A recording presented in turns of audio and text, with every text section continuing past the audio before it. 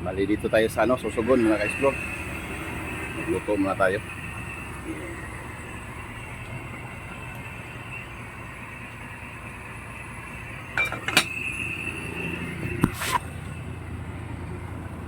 Usukan. Bali, dumating tayo dito kahapon pa. Pero nakabook na tayo nung nakaraang araw, Huwebes.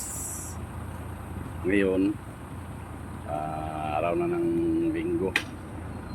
Mahaba pa ng pila. Ayan, sishare ko sa inyo ito mga ka-explore. Yan, dyan kukuha ng ticket. Oh. Sa mga pabiyahe pa lang ng probinsya, no? Sa Visayas, sa Mindanao. Ang haba ng pila.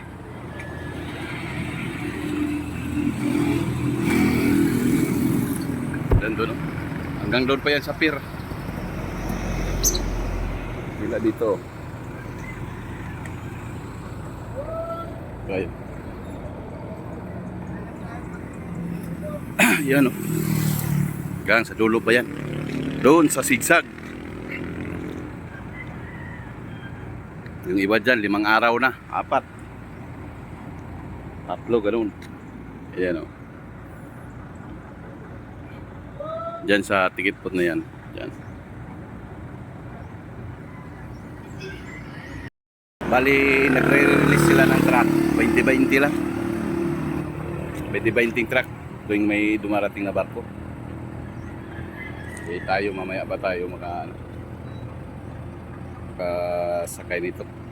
Kasi mamaya pa tayo release ng pila, number ng pila, mga alas 2 ng hapon.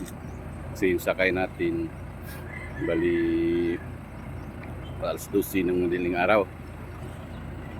So, hintay lang tayo nito ng oras. Ngayon, ang oras ngayon, alas 9 na. Dito muna tayo, sasaing tayo. Buti na yung may dala tayong saingan. Gawa na ang makasitay sa allowance natin, sa budget.